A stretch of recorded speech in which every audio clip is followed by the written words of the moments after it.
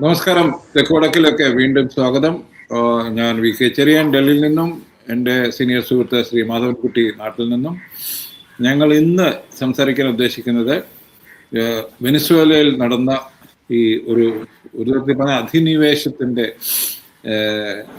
പ്രശ്നമാണ്. മിസ്റ്റർ കുട്ടി, ഞാൻ വളർന്ന കോളേജിൽ കയറിയത് വർഷമാണ് 1974 ചിലിയിലെ അലണ്ടയെ CIA വധിച്ചു എന്നൊരു ന്യൂസ് വന്നത്. അന്ന് കോളേജിൽ എനിക്ക് തോന്നുന്നത് ആദ്യമായിട്ട് ഞാനൊരു പബ്ലിക്കായിട്ട് എൻ്റെ ക്ലാസ്സിൽ അതിനെപ്പറ്റി എൻ്റെ സോഷ്യൽ സ്റ്റഡീസ് ടീച്ചർ ചോദിച്ചു. ഞാൻ അതിനെപ്പറ്റി റെസ്പോണ്ട് ചെയ്തു. അന്നേരമാണ് എനിക്ക് മനസ്സിലായത് പത്രങ്ങളൊക്കെ വായിച്ചുള്ള അറിവ് മതി നമുക്ക് ഒരു പൊളിറ്റിക്കൽ, നമ്മൾ അറിയാതെ തന്നെ നമ്മളൊരു പൊളിറ്റിക്കൽ സ്ട്രീമിലേക്ക് ആകർഷിക്കപ്പെടുക അല്ലെങ്കിൽ വലിച്ചിഴക്കപ്പെടുക. അന്ന് അലണ്ടയെ CIA വേറെ ആരോ വെച്ചാണ് വധിച്ചത് എന്ന് കേട്ടിട്ടുണ്ട്. പക്ഷെ ഇന്ന് വെനിസ്വേലയിൽ നടന്നത് നഗ്നമായ കയ്യേറ്റം തന്നെയാണ്. അത് എന്തിൻ്റെ പേരിലാണെങ്കിലും mister Trump, US president Trump താനാണ് ലോകത്തിൻ്റെ രാജാവ് എന്ന് പ്രഖ്യാപിച്ചുകൊണ്ട് ഉള്ള ഒരു നീക്കമായിട്ടാണ് എനിക്ക് കാണാൻ കഴിയുന്നത്. പക്ഷേ അത് വെനിസ്വേല കുറെ ജനങ്ങൾ ആഘോഷിക്കുന്നു എന്ന് കേൾക്കുന്നു. അവിടെ അകത്തും പുറത്തും അത് വളരെ ഡിസ്റ്റർബിംഗ് ആയിട്ട് തോന്നി. അതായത് ഒരു രാജ്യത്തിൻ്റെ സോവറിനിറ്റിയെ ഖണ്ഡിച്ചുകൊണ്ട് അവിടുത്തെ പ്രസിഡന്റിനെ വേറൊരു രാജ്യം വന്ന് അറസ്റ്റ് ചെയ്ത് കൊണ്ടുപോകുമ്പോൾ അവിടുത്തെ ജനങ്ങൾ സന്തോഷിക്കുന്നു, കുറേ പേരെങ്കിലും. എങ്കിൽ ഇന്ത്യയുടെ പ്രശ്നമുണ്ടെന്ന് തന്നെയാണ് എനിക്കും തോന്നുന്നത്. താങ്കൾക്ക് എന്ത് തോന്നുന്നു ഇതിനെപ്പറ്റി? ചെറിയാൻ പറഞ്ഞതുപോലെ അമേരിക്കയുടെ ഈ ഏറ്റവും ഒടുവിലത്തെ തട്ടിക്കൊണ്ടുപോകൽ, വിദേശ ഭരണാധികാരികളെ തട്ടിക്കൊണ്ടുപോകൽ, ഇത് ആദ്യത്തേതല്ല അമേരിക്കയുടെ. 1989 പനാമയിലെ ഭരണാധികാരിയെ ഇവർ തട്ടിക്കൊണ്ടുപോയിരുന്നു. 1989. പിന്നീട് അത് പല സ്ഥലത്തും ചെയ്തിട്ടുണ്ട്. ഹൈത്തിയിൽ ചെയ്തിട്ടുണ്ട്, ഹോണ്ടുറാസിൽ ചെയ്തിട്ടുണ്ട്. അപ്പോൾ ഇത് നമ്മള് ഈ പറയുന്ന പോലെ ഇപ്പോഴത്തെ തലമുറയ്ക്ക് ഒരു പക്ഷേ 1989 എന്ന് പറഞ്ഞാൽ കഴിഞ്ഞ നൂറ്റാണ്ടിലാണ് അതിന്റെ അവസാനം. പക്ഷെ ഞാനൊക്കെ അന്ന് മാധ്യമ പ്രവർത്തനത്തിൽ സജീവമായിട്ടുള്ള സമയത്ത് പനാമയിലെ തട്ടിക്കൊണ്ടുപോകൽ ഒരു വലിയ വാർത്തയും മറ്റുമായിരുന്നു. അന്ന് സോവിയറ്റ് യൂണിയൻ നിലം പൊത്തിയിട്ടില്ല 1989. അതുകൊണ്ട് അതിനെതിരായിട്ടുള്ള വലിയ സാമ്രാജ്യത്വ വിരുദ്ധ പ്രകടനങ്ങളും മറ്റും പങ്കെടുത്തതായിട്ടും അത് റിപ്പോർട്ട് ചെയ്തതായിട്ടുള്ള എനിക്ക് ഓർമ്മയുണ്ട്. അപ്പൊ അമേരിക്കൻ പ്രസിഡന്റിനെ സംബന്ധിച്ചിടത്തോളം ഇത് ഇത്തരത്തിലുള്ള താങ്കൾ സൂചിപ്പിച്ച പോലെയുള്ള അട്ടിമറികളും ഭരണകൂടത്തിലുള്ള അട്ടിമറികളും പട്ടാള ഭരണം കൊണ്ടുവരലും ജനാധിപത്യത്തിന്റെ പേരിലുള്ള മറ്റു രാജ്യങ്ങളുടെ പരമാധികാരത്തെ ഇല്ലാതാക്കലും എല്ലാം അത് വളരെ അമേരിക്കൻ സാമ്രാജ്യത്വത്തിന്റെ, വിശേഷിച്ച് രണ്ടാം ലോക മഹായുദ്ധത്തിന് ശേഷമുള്ള ഒരു കാലഘട്ടത്തിലെ രാഷ്ട്രീയ വിദ്യാർത്ഥികൾക്ക് പുതിയ കാര്യമല്ല. ഇവിടെ പുതിയ കാര്യം എന്താണെന്ന് ചോദിച്ചാൽ താങ്കൾ ഉദ്ദേശിക്കുന്ന പോലെ, താങ്കൾ പറയുന്ന പോലെയുള്ള അവിടെ നടക്കുന്ന ആഘോഷ പ്രകടനങ്ങളും അത്ര പുതിയ കാര്യമല്ല. കാരണം താങ്കൾ ഓർക്കുകയാണെങ്കിൽ യൂറോപ്പിൽ നടന്ന ഈ വർണ്ണ വിപ്ലവങ്ങൾ, കളർ കോഡഡ് റെവല്യൂഷൻസ് അഗൻസ്റ്റ് അമേരിക്കയ്ക്ക് താല്പര്യമില്ലാത്തവരെ പുറത്താക്കിക്കൊണ്ടുള്ള യുക്രൈൻ, കീവിലും മറ്റു പല സ്ഥലങ്ങളിലും നടന്ന വർണ്ണ വിപ്ലവങ്ങൾ, അമേരിക്ക നയിച്ച വിപ്ലവങ്ങളെ ജനങ്ങൾ ആഘോഷിക്കുകയുണ്ടായി. പലരെയും തിരഞ്ഞെടുക്കുകയും ഉണ്ടായി. ജനങ്ങൾ തിരഞ്ഞെടുക്കുകയും ഉണ്ടായി. പിന്നെ ഈ താങ്കൾ പറയുന്ന ഒരു കാര്യം വ്യക്തമാണ്. ഞാൻ ഈ പറയുന്ന മുർഡോവിന്റെ ഒരു ആരാധകനല്ല. പ്രത്യേകിച്ച് അദ്ദേഹം ഒരു ജനാധിപത്യവാദിയാണെന്നും നമ്മളൊക്കെ അറിയുന്ന രീതിയിലുള്ള ഒരാൾക്ക് ഒരു വോട്ട്, തെരഞ്ഞെടുപ്പ്, അതിൽ വിജയിക്കുന്നയാൾക്ക് അധികാരം, അത്തരത്തിൽ നമ്മൾ അറിയുന്ന ഇന്ത്യയിൽ പാർലമെന്ററി ജനാധിപത്യം ആസ്വദിക്കുന്ന ഒരു ഇടതുപക്ഷക്കാരൻ അറിയുന്ന രീതിയിലുള്ള ഒരു ജനാധിപത്യം അവിടെ ഉണ്ടായിരുന്നില്ല എന്നാണ് ഞാൻ മനസ്സിലാക്കുന്നത്. നിരവധി അതിൽ പങ്കെടുത്ത് അവിടെ പോയിട്ടുള്ളവരും മറ്റും യോജിക്കുന്നു. ഒരു ഏകാധിപത്യ പ്രവണതയുള്ള ഒരു സോഷ്യലിസ്റ്റ് രാഷ്ട്രീയം പറയുന്ന എന്നാൽ ഏകാധിപത്യ പ്രവണത കാണിക്കുന്ന ഒരു ഭരണകർത്താവായിരുന്നു ഷാവേസും അതിനെ തുടർന്ന് വന്ന മുർഡോവും. പക്ഷെ ഇവിടെ പ്രശ്നം അതല്ല. പ്രശ്നം ഇവിടെ ഇപ്പൊ നോർത്ത് കൊറിയയില് ഇതിലും വലിയ ഏകാധിപത്യമാണെന്ന് ട്രംപിന് അറിയില്ലേ? അപ്പൊ എന്നാൽ ട്രംപ് പറയുന്നത് കഴിഞ്ഞ അദ്ദേഹത്തിന്റെ ഭരണകാലത്ത് അദ്ദേഹത്തിന്റെ ഏറ്റവും വലിയ അടുത്ത സുഹൃത്ത് നോർത്ത് കൊറിയയിൽ ഏകാധിപതിയാണെന്ന് പറഞ്ഞ് അദ്ദേഹത്തെ പോയി കാണുകയുണ്ടായി, താങ്കൾ ഓർക്കുകയാണെങ്കിൽ. അപ്പൊ ഏകാധിപത്യമോ സോഷ്യലിസമോ അല്ല പ്രശ്നം. ഇനി ഏതർത്ഥത്തിലും ഇത് ഒരു സാമ്പത്തിക ലാഭങ്ങൾക്കും ജിയോ പൊളിറ്റിക്കൽ മേൽക്കോയ്മയ്ക്കും വേണ്ടി നടക്കുന്ന അമേരിക്കൻ സാമ്രാജ്യത്വത്തിന്റെ ഒരു നടപടിയാണ്. അത് പഴയ രീതിയിലുള്ള സാമ്രാജ്യത്വമാണെന്ന് ഞാൻ വിശ്വസിക്കുന്നില്ല. കാരണം ഒബാമയുടെയോ ബൈഡന്റെയോ കാലത്തുള്ള ഈ വിപ്ലവങ്ങളെ പോലെ ഈ കളർ കോഡഡ് വിപ്ലവങ്ങളെ പോലെ അല്ല. ഇത് ഒരു കച്ചവട സാമ്രാജ്യത്വത്തിന്റെ, കൊളോണിയൽ സാമ്രാജ്യത്വത്തിന്റെ യുദ്ധത്തിന്റെ സ്വഭാവം. അതായത് നമ്മുടെ ഈസ്റ്റ് ഇന്ത്യ കമ്പനിയൊക്കെ ഉണ്ടായിരുന്ന 19-ാം നൂറ്റാണ്ടിൽ നടക്കുന്ന വൻ ശക്തികൾ തമ്മിലുള്ള ഒരു മത്സരത്തിന്റെയും യുദ്ധത്തിന്റെയും കൊള്ളയുടെയും കയ്യൂക്കുള്ളവൻ കാര്യക്കാരൻ എന്ന യാതൊരു ലോക നിയമങ്ങളും ബാധകമല്ലാത്ത ഒരു സാമ്രാജ്യത്തെ കടന്നാക്രമണമാണിത്. അതാണ് തിരിച്ചറിയേണ്ടത്. കാരണം എത്രത്തോളം അവിടെ വെനസ്വേല എത്രത്തോളം സ്വതന്ത്രമായിരുന്നു, ജനാധിപത്യമായിരുന്നു, എത്രത്തോളം സോഷ്യലിസ്റ്റ് ആയിരുന്നു എന്നുള്ള കാര്യങ്ങളല്ല പ്രധാനം ഇവിടെ നടക്കുന്നത് ഒരു നൂറ്റാണ്ട് പുറകിലേക്ക് പോയുള്ള ഒരു കച്ചവട സാമ്രാജ്യത്വം ഇല്ലല്ലോ. വലിയ കൊള്ളയും സാമ്രാജ്യത്വം നേരിട്ട് കച്ചവടത്തിന് ലാഭത്തിന് വേണ്ടി നിൽക്കുന്ന, അതായത് യുണൈറ്റഡ് നേഷൻസോ അല്ലെങ്കിൽ ഗാട്ടോ ഒന്നുമില്ലാത്ത രീതിയിലുള്ള ഒരു അതിന്റെ നേതാവായിട്ടാണ് ട്രംപ് വന്നിരിക്കുന്നത്. അത് നമ്മളെ സംബന്ധിച്ചിടത്തോളം, ജനാധിപത്യ വിശ്വാസികളെ സംബന്ധിച്ചിടത്തോളം, ഇടതുപക്ഷ ജനാധിപത്യവാദികളെ സംബന്ധിച്ചിടത്തോളം വളരെ വളരെ മനസ്സിലാക്കേണ്ട ഒരു കാര്യമാണ്. ഇത് ട്രംപ് എന്താണ് ട്രംപിന്റെ പ്രത്യേകത? അദ്ദേഹം ഭ്രാന്തനല്ല, പലരും പറയുന്നു കോമാളിയല്ല, അദ്ദേഹം പഴയ അർത്ഥത്തിലുള്ള ഒരു സാമ്രാജ്യത്വവാദിയുമല്ല. ജോൺ എഫ് കെനഡിയുടെയോ അല്ലെങ്കിൽ റൂസ്വെൽറ്റിന്റെയോ പോലെ അദ്ദേഹത്തിന് ഒരു നിയമവും ബാധകമല്ല. കച്ചവട നിയമങ്ങൾ ബാധകമല്ല, യുദ്ധ നിയമങ്ങൾ ബാധകമല്ല,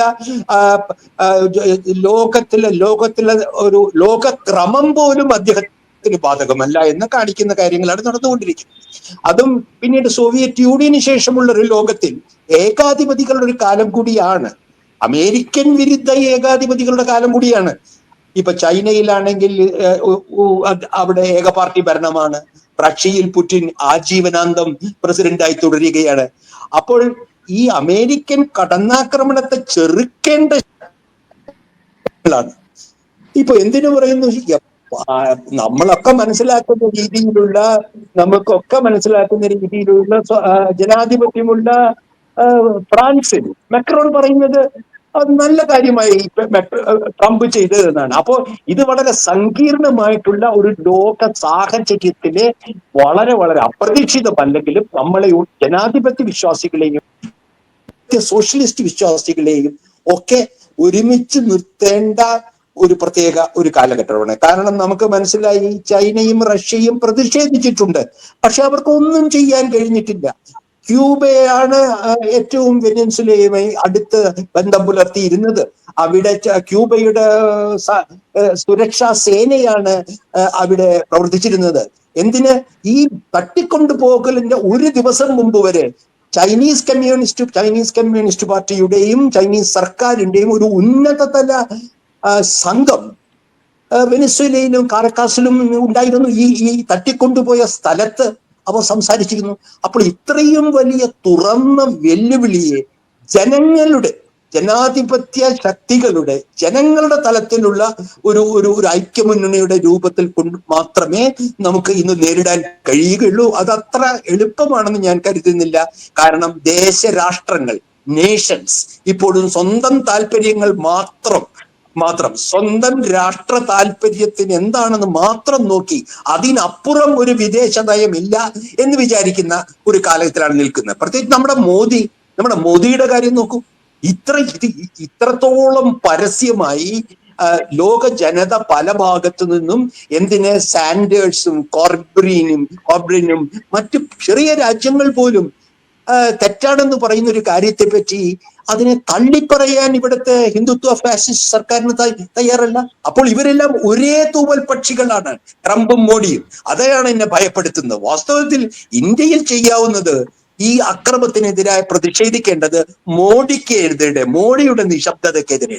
മോഡി ഇപ്പോഴും ഇന്ത്യൻ ഡെലിഗേഷൻ അമേരിക്കയിൽ ചർച്ച ചെയ്തുകൊണ്ടിരിക്കുകയാണ് കീഴടങ്ങൽ. ഇന്ത്യയുടെ ആണവ നിലയങ്ങളിൽ അമേരിക്കയെ അനുവദിച്ചിരിക്കുകയാണ്. ഇന്ത്യയിൽ അമേരിക്ക ആവശ്യപ്പെട്ടുകൊണ്ടിരുന്ന 100% ഇൻഷുറൻസ് മേഖലയിൽ അനുവദിച്ചുകൊണ്ടിരിക്കുകയാണ്. ഫലത്തിൽ ട്രംപിന്റെ ഒരു പാർട്ണറായി നിന്നുകൊണ്ട് ഈ നടന്ന അതിക്രമത്തെ ഈ ഇന്ത്യയിലെ ഭരണവർഗത്തിന് എതിർക്കാനാവില്ല. അവർ തമ്മിലുള്ള ബന്ധം അങ്ങനെ അത് നമ്മൾ കണ്ടതല്ലേ ഈ ഇസ്രായേലിന്റെ കാര്യത്തിൽ. അതായത് ഇസ്രായേലിന്റെ കൂടെ നമ്മൾ എത്രയോ വർഷങ്ങളായി എത്രയോ ഡിക്കേഡുകളായിട്ട് പാലസ്തീന്റെ കൂടെ നിൽക്കുന്നു, പാലസ്തീൻ ജനതയുടെ കൂടെ നിൽക്കുന്നു. പക്ഷേ കഴിഞ്ഞ യുദ്ധത്തിൽ ഇന്ത്യ നിന്നത് ഇസ്രായേലിന്റെ കൂടെ ആയിരുന്നു എന്ന് എല്ലാവർക്കും അറിയാം. പക്ഷെ ആ ഒരു കോൺട്രാഡിക്ഷൻ ഇപ്പോഴും ഈ കാര്യത്തിലും എനിക്ക് തോന്നുന്നത് അലണ്ടയം കൊല്ലപ്പെട്ടപ്പോൾ ഏറ്റവും ആദ്യം പ്രതിഷേധിച്ചത് ചിലപ്പോൾ അന്നത്തെ കോൺഗ്രസ് ഇന്ദിരാഗാന്ധി ഗവൺമെന്റ് ആയിരിക്കും. ആദ്യമായി അതും ചേരിചേരാ നയത്തിന്റെ പേരിൽ. ചേരിചേരാ നയം ഇല്ല, ആ ഗ്രൂപ്പ് ഇല്ല എന്ന് മാത്രമല്ല, നമ്മൾ ഒരു സറഗേറ്റ് അമേരിക്കൻ വിധേയത്വ സ്റ്റേറ്റ് ആയിട്ട് മാറിക്കഴിഞ്ഞു എന്നാണ് താങ്കൾ പറഞ്ഞു വരുന്നത് അല്ലേ? അതെ, അപ്പൊ താങ്കൾ ഇപ്പൊ പറഞ്ഞപ്പോഴാണ് എനിക്ക് ഓർത്തത്, ഈ ഓപ്പറേഷൻ, ഈ ട്രംപിന്റെ ഈ ഏറ്റവും ഈ കറക്കാസ് ഓപ്പറേഷൻ എല്ലാ ലക്ഷണവും കാണിക്കുന്നതിന് അത് മൊസാദ് CIA സംയുക്ത ഓപ്പറേഷൻ ആണെന്ന് പോലും ഞാൻ സംശയിക്കുന്നു. കാരണം താങ്കൾക്ക് അറിയാമല്ലോ, മൊസാദ് ഇത്തരത്തിലുള്ള കാര്യങ്ങൾ അമേരിക്കയുമായി സഹകരിക്കുന്നതിന്റെ നിരവധി ചരിത്രങ്ങളുണ്ട്. പാകിസ്ഥാനിൽ നിന്ന് ഒസാമ ബിൻ ലാദനെ എങ്ങനെ പൊക്കി, ഓർമ്മയില്ലേ അത്?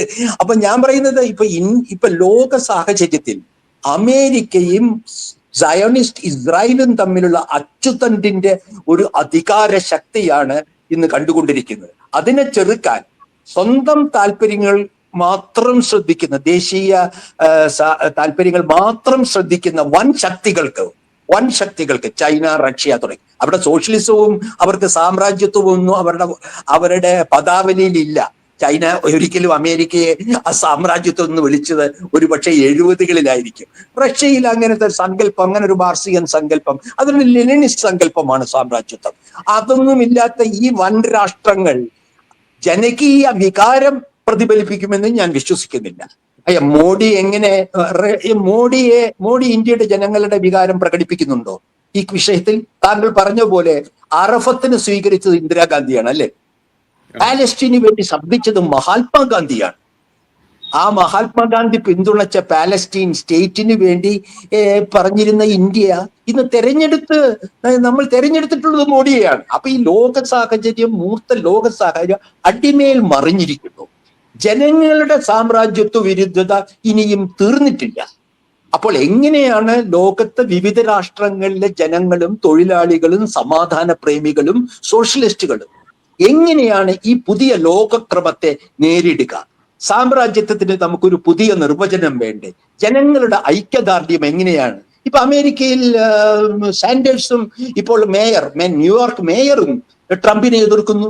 ഇപ്പൊ ചെറിയാനും മാധവൻകുട്ടിയും ഇവിടെ എതിർക്കുന്നു. അപ്പോൾ എന്തെല്ലാം പറയുമ്പോഴും നമ്മളുടെ ഒരു പുതിയ ജനകീയ ഐക്യമുന്നണിയാണ് ഈ പുതിയ കാലഘട്ട കൊളോണിയൽ സാമ്രാജ്യത്വം ആവശ്യപ്പെടുന്നത്. അല്ലാതെ പഴയ റഷ്യയുണ്ട് അല്ലെങ്കിൽ ചൈനയുണ്ട് എന്ന രീതിയിൽ, അല്ലെങ്കിൽ സോഷ്യലിസം കൊണ്ടുവരുന്നത്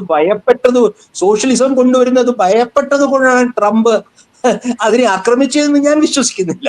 അത്തരത്തിലുള്ളൊരു സോഷ്യലിസത്തെ അദ്ദേഹത്തിന് പ്രശ്നമില്ല. അദ്ദേഹത്തിന് ഓയിലും മറ്റും കൊടുത്തിരുന്നാൽ. ഞാൻ ശ്രദ്ധിക്കുന്നത് ബ്രസീൽ എന്ത് പറയുന്നു എന്നാണ്. ഞാൻ ശ്രദ്ധിക്കുന്നത് സൗത്ത് ആഫ്രിക്ക എന്ത് പറയുന്നു എന്ന്. ഇപ്പോഴും ബ്രിക് രാജ്യങ്ങളിൽ ഒരു സ്വതന്ത്ര നിലപാടെടുക്കാൻ ഞാൻ ഏറ്റവും ഒടുവിൽ വായിച്ചത് സൗത്ത് ആഫ്രിക്ക സെക്യൂരിറ്റി കൗൺസിലിന്റെ യോഗം വിളിച്ചിട്ടുണ്ടെന്നാണ്. ബ്രസീൽ അതിന്റെ അയൽവാസി കൂടിയാണ്. അപ്പോൾ ഇത്തരത്തിലുള്ള യഥാർത്ഥ അർത്ഥത്തിലുള്ള ജനകീയ ഭരണകൂടങ്ങൾ നിലനിൽക്കുന്ന ആ ഭരണകൂടങ്ങളും എവിടെയുമുള്ള സമാധാന പ്രേമികളായ സാമ്രാജ്യവിരുദ്ധരായ ജനങ്ങളും ഒരുമിക്കുന്ന ഒരു പ്രക്ഷോഭത്തിലും ഒരു നിലപാടിൽ അത് വിജയിക്കുമോ എന്നറിയില്ല. പക്ഷെ അതല്ലാതെ വേറെ പഴയ ശീതകാല യുദ്ധത്തെ പോലെ ഇതിനെതിരെ റഷ്യ ചെയ്യും. റഷ്യ ചെയ്യില്ല.